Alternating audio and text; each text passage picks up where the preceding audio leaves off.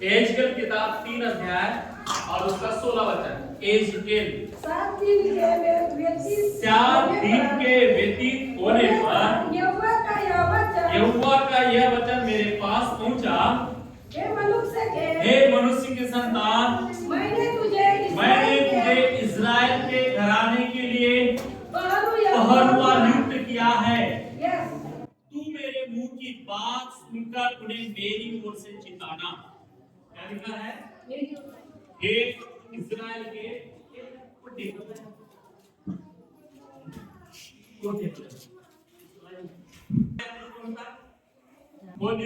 कौन होता है? चौकीदार। ठीक है, तो चौकीदार क्या करता है? आने जाने वालों के लिए उनके तरफ नजर रखती है। ठीक है, कौन आया कौन गया। तो वैसे ही परमेश्वर ने आपके लिए हमें पहरुआ नियुक्त किया है। क्या नियुक्त किया है? पहरुआ नियुक्त किया है। किसके लिए? आप लोग के लिए। ध्यान दीजिए, तो यहाँ पर लिखा है, हे मनुष्य के संतान, मैंने तुझे इस्राएल के घराने के पहरुआ नियुक्त किया है। तू मेरे मुंह की बात सुनकर उन्हें मेरी ओर से चिताना। किसकी बात सुनकर चिताना? किसकी बात? किसकी बात चिताना? याद है, परमेश्वर की बात सुनकर मेरी ओर से उन्हें चिताना, मतलब कलीसिया को चिताना। जैसे आपको चेतावनी दिया गया। ठीक है, तो परमेश्वर की बात सुनकर कलीसिया को चिताना, चेतावनी देना, उनको सिखाना, उनको चेतावनी देना। और क्या चेतावनी देना? तू मेरे मुंह की बात सुनकर मेरी ओर से चेतावनी देना। परमेश्वर की ओर से चेतावनी देने के लिए परमेश्वर ने हमको रखा है कि जब हम कहीं कहीं गलत करते हैं तो उसके लिए एक मुखिया को परमेश्वर रखता है, ताकि मुखिया क्या करे? उनको चेतावनी दे। और वो कहता है, जब मैं दुष्ट से कहूं तू निश्चय मरेगा, और यदि तू उसको न चिताए और न दुष्ट से ऐसी बात कहे जिससे कि वह सचेत हो और अपना दुष्ट मार्ग छोड़कर जीवित रहे, तो वह दुष्ट अपने अधर्म में फंसा हुआ मरेगा, परंतु उसके खून का लेखा मैं तुझी से लूंगा। सुनो भाई लोग, महीनों से 7 वर्ष से तुम चर्च में नहीं आते हो। आज परमेश्वर का वचन चेतावनी दे रहा है कि मैं दुष्ट से कहूं तू निश्चय मरेगा, तो मरेगा। कौन बोल रहा? परमेश्वर। तो वो आवाज, वो शब्द, वो वचन परमेश्वर ने हमारे कान में डाल दिया। ठीक है ना? तो हमने क्या किया? चेतावनी दिया। आप 7 भर चर्च में नहीं आते हैं, संडे को आराधना में नहीं रहते हैं, प्रार्थना में नहीं रहते हैं, आजकल नशा करने लग गए हैं, झगड़ा गुस्सा खाने लग गए हैं, दारू पीना लग गए हैं। बाइबल आज उनको सिखा रही है और ये परमेश्वर की ओर से चेतावनी है कि तू निश्चय मरेगा तो मरेगा। काम करके फंसा हुआ मरेगा, परंतु उसका खून का लेखा मैं तुझसे लूंगा। यदि आप ऐसा काम कर रहे हैं और मैं नहीं चेताऊंगा, आप मर गए, तो तुम्हारे खून का लेखा प्रभु मुझसे लेगा। समझ में आ रही बात? तुमने विश्वास किया, बपतिस्मा लिया, फिर भी खबरा खा रहे, फिर भी मुर्गा खा रहे, फिर भी दारू पी रहे, फिर भी गलत काम कर रहे। चेतावनी। अगर दुष्ट से कहूं कि तू अगर नहीं चेते, तू उसको न चिताए, तो मैं उसके खून का लेखा मैं तुझी से लूंगा। तो मैं तुम्हारे खून का लेखा देने से पहले मैं तुमको चेतावनी देता हूं, इसलिए तुम सुधर जाओ। अपने आप को बदल दो, क्योंकि परमेश्वर ने आपको चेतावनी देने के लिए हमको पहरुआ नियुक्त किया है। हमको किसी मनुष्य ने हमको नहीं रखा, किसी सरकार ने नहीं रखा, कोई संस्था ने नहीं रखा, किसी व्यक्ति ने नहीं रखा। हमको परमेश्वर ने आज के 2025 साल पहले यहाँ पर हमको भेजा। आज 25 साल हो गए हमको यहाँ भेजा परमेश्वर ने, इसलिए कि आपको चेतावनी दे, इसलिए कि आप बचाए जाए, आप उद्धार पाए, आप छुटकारा पाए, आप चंगाई पाए, आप आशीष पाए। आपको चेतावनी देने के लिए, जहां पे आप गलत है आपको बदल देने के लिए, आपको चेतावनी देने के लिए परमेश्वर ने हमको यहाँ पर रखा है। और आगे देखते हैं, पर यदि तू दुष्टों को चिताए और वह अपनी दुष्टता और दुष्ट मार्ग से न फिरे तो वह अपने अधर्म में फंसा हुआ मर जाएगा, परंतु अपने प्राणों को बचाएगा।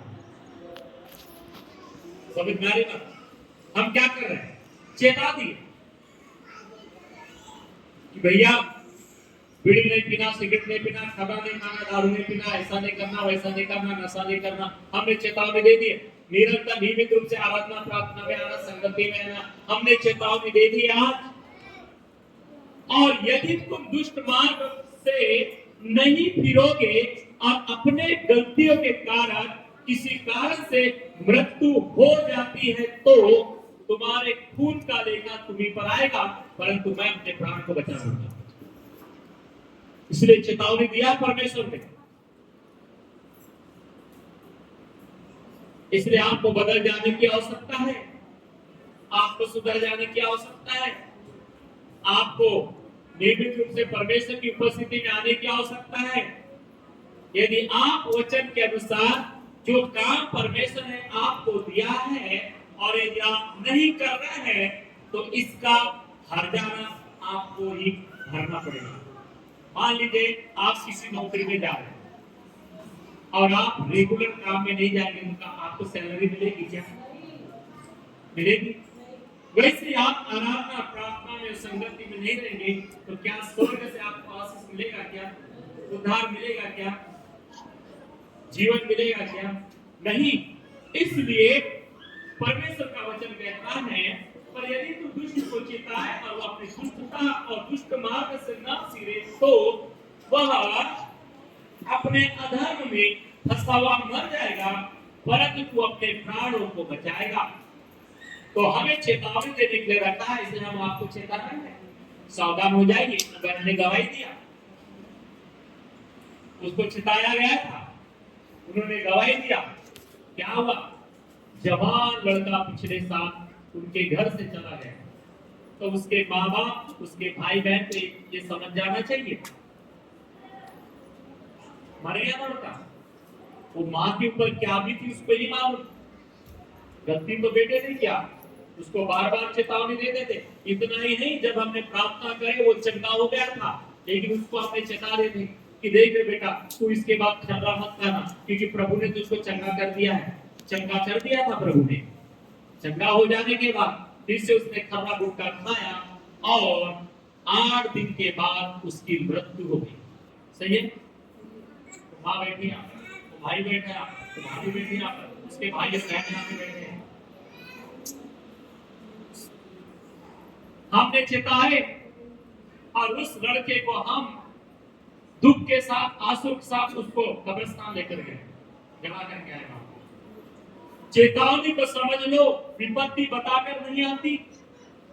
अगर बता के आती तो हम इंतजार करते हैं, आखिरी दिन हम मन फिरा के पश्चाताप कर लेते, लेकिन हमें नहीं मालूम विपत्ति बताकर नहीं आती, वो अचानक एकाएक विपत्ति आएगी और लेकर चले जाएंगे। इसलिए चेतावनी है, चाहे वो किसी के भी संतान रहे या किसी का भी जीवन रहे, हर एक व्यक्ति के लिए परमेश्वर ने पहरुआ नियुक्त करके रखा है कि तुम्हें चेतावनी दे। फिर जब धर्मी जन अपने धर्म से फिरकर कुटिल काम करने लगे पंडित, और मैं उसके सामने ठोकर रखूं तो वह मर जाएगा, क्योंकि तूने भी उसको नहीं चिताया, इसलिए वह अपने पाप में फंसा हुआ मरेगा। और जो धर्म के कर्म उसने किए हो उनकी स्तुति तो नहीं जाएगी, पर उसके खून का लेखा मैं तुझसे लूंगा। समझ में आ रही है? यदि हम दुष्ट को न छिपाए, जो दुष्ट काम कर रहे हैं,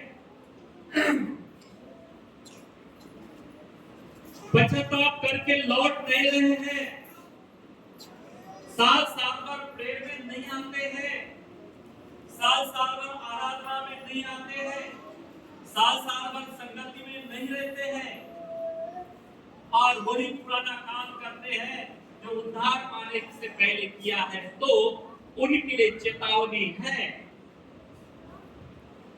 मन फिरा लो, लौट कर आ जाओ, और नहीं तो परमेश्वर का वचन कहता है यदि तुमने धर्म के भी काम किए हो तो तुम्हारे धर्म के कामों को परमेश्वर स्मरण नहीं करेगा, नहीं करेगा, और तुम्हारी आत्मा स्वर्ग के जगह में नरक में न चले जाए। इसलिए सावधान, चेतावनी को प्राप्त कर लो, चेतावनी को मान लो, मन फिरा लो, पश्चाताप कर लो। छोटे बड़ों ना अपने आप को घमंड से भरे रहते हैं, मैं हूं तो कोई नहीं। तुम्हारा घमंड ही तुम्हारे विनाश का कारण बन सकता है, हमारा घमंड हमारे विनाश का कारण बन सकता है। इसलिए हम जितने छोटे बनेंगे हम उतना ही अपने आप को महान कर सकते हैं। जितने छोटे बनेंगे, जितने नम्र बनेंगे, उतना ही हम महिमा प्राप्त कर सकते हैं, क्योंकि विनाश के पहले घमंड आता है और महिमा पाने के पहले नम्रता आती है। इसलिए प्रियो, हमें मन फिराने की आवश्यकता है, क्योंकि बाइबल हमें सिखाती, परंतु यदि तू धर्मी को ऐसा कहकर जीता है कि वह पाप ना करे और वह पाप से बच जाए, तो वह चेतावनी को ग्रहण करने के कारण निश्चित जीवित रहेगा और तू अपने प्राणों को बचाएगा। हमने चेतावनी दे दी तो आप बच गए, तो आपको चेतावनी देने के कारण आप भी बचोगे और हम भी बच जाएंगे। Praise the Lord. हम भी बच जाएंगे और आप भी बच जाएंगे। इसलिए चेतावनी को ग्रहण करो, मन फिराओ, पश्चाताप करो, लौट कर आ जाओ। ये आज हमारे का है। मैं जो आज तुझे सुनाता हूं उसको ग्रहण कर और कलीसिया को चिता दे। तो कलीसिया खेलने की जगह नहीं है, एंजॉय करने की जगह नहीं, चर्च समझदारी बात। यहाँ धार्मिकता, पवित्रता और चेतावनी को स्वीकार करने वाला व्यक्ति जीवन में बदलाव लेकर यदि आता है तो वो बच जाएगा, वो उद्धार पाएगा, वो छुटकारा पाएगा। इसलिए हम अपने आप को बदल दें, अपने जीवन को बदल दें, अपने स्वभाव को बदल दें, अपने चरित्र को बदल दें, क्योंकि हमें कोई बदल नहीं सकता। हम मनुष्य से छुपा कर रख सकते हैं, लेकिन परमेश्वर है जो हमें 24 आवर देखते रहता है। हम क्या कर रहे हैं, क्या मन की बात को तो परमेश्वर जांच लेता है, करने की बातों को तो कितने आसानी से देखता है। इसलिए सावधान हो जाए, अपने आप को बचा ले। ये बचने और उद्धार पाने का समय है। हालेलुया। क्योंकि बाइबल बताती है यदि दुष्ट को न चिताए अब अपना दुष्ट काम करते हुए मर गया तो मैं उसके खून का लेखा तुझे से लूंगा। वैसे ही हम अगर चेतावनी नहीं देंगे ना तो जितने हमने धर्म के काम किए सब बेकार हो जाएगा। इसलिए आपको चेतावनी देते हैं, स्वीकार कर लीजिए। और चेतावनी देने के बाद यदि आप नहीं सुन रहे हैं, नहीं मान रहे, नहीं समझ रहे, तो आपके खून का लेखा आप ही को देना पड़ेगा और हम बच जाएंगे। Praise the Lord. इसलिए मन फिराओ और पश्चाताप करो, तो संभव है कि तुम बचा लिए जाओगे, आपका उद्धार हो जाएगा, छुटकारा हो जाएगा, आशीष आ जाएगी। Praise the Lord, hallelujah. फिर हम देखते हैं यहाँ पर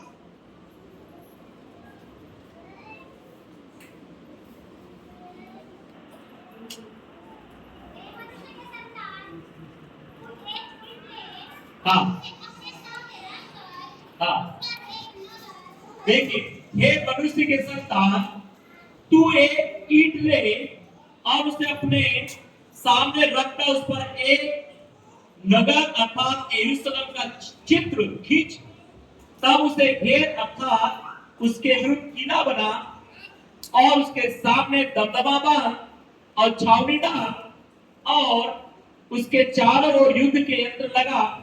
तब तू लोहे की थाली लेकर उसको लोहे की शहर पर न मारकर अपने और उस नगर के बीच खड़ा कर, तब अपना मुंह उसके सामने करके उसकी घेराबंदी कर। इस रीति से तू उसे घेर रखना, या इस्राएल के घराने क्या कर बोल रहा है, दबदबा बांध। क्यों दबदबा क्यों बांधते हैं? आपको पता है, जंगल में यदि आपको खरगोश पकड़ना है, सुने भाई लोग, क्या पकड़ना है? खरगोश पकड़ना है। तो खरगोश पकड़ने वाले क्या करते मालूम है? खरगोश के चारों तरफ वो पेड़ के जो डाला दिखाते, डाला उसको चारों तरफ ऐसा लगा देते, घेरा बांध देते, ताकि वो खरगोश भाग न सके और शिकार इसको आराम से पकड़ लेगा। समझ में आ रही बात? वैसे ही यहां पर परमेश्वर का वचन कहता है कि हे मनुष्य का संतान, तू एक ईंट ले और उसे अपने सामने रखकर उस पर एक अर्थात एक नगर अर्थात यरूशलेम का चित्र खींच और तब उसे घेर अर्थात उसके विरुद्ध किला बना और उसके सामने दमदमा बांध और छावनी डाल और उसके चारों ओर युद्ध के यंत्र लगा। तो हमें क्या करना है? कलीसिया के चारों ओर दमदमा बांध के रखना, ताकि दुष्ट घुस न सके। दुष्ट कलीसिया में घुस न सके। छावनी बांध, ताकि किसी भी प्रकार का दुष्ट विश्वासी को बर्बाद न करने पाए, नाश न होने पाए। इसलिए दमदमा बांध, ताकि कलीसिया सुरक्षित रहे, कलीसिया बचा ली जाए। तू लोहे की थाली लेकर उसको लोहे की सर पर न मारकर अपने और उस नगर के बीच खड़ा कर, तब अपना मुंह उसके सामने करके उसकी घेराबंदी कर। इस रीति से तू उसे घेर रखना, यह इस्राएल के घराने के चिन्ह होगा।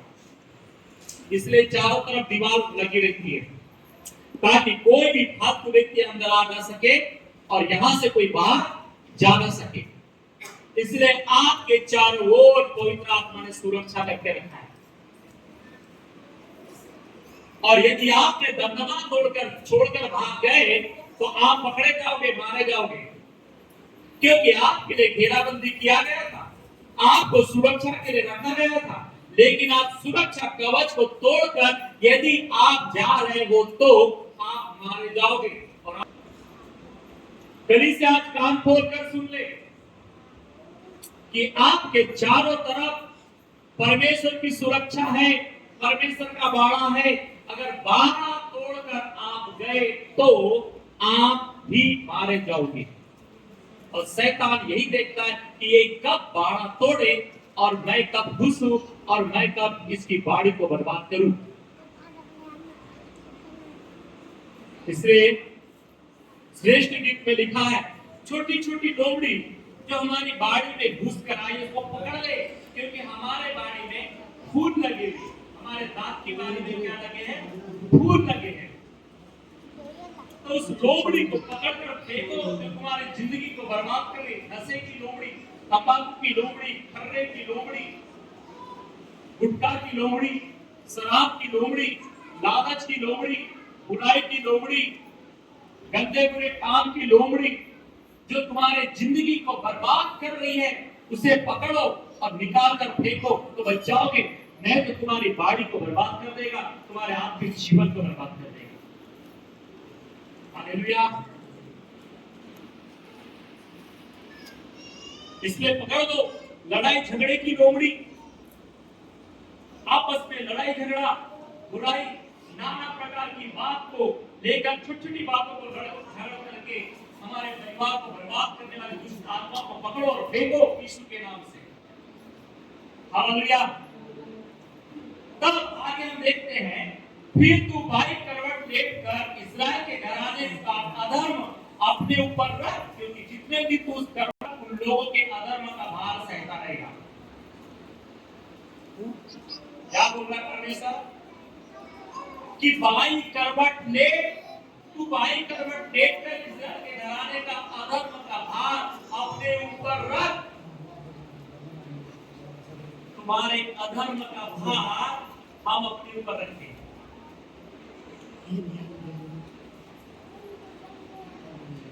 अधर्म का भार अपने ऊपर रख।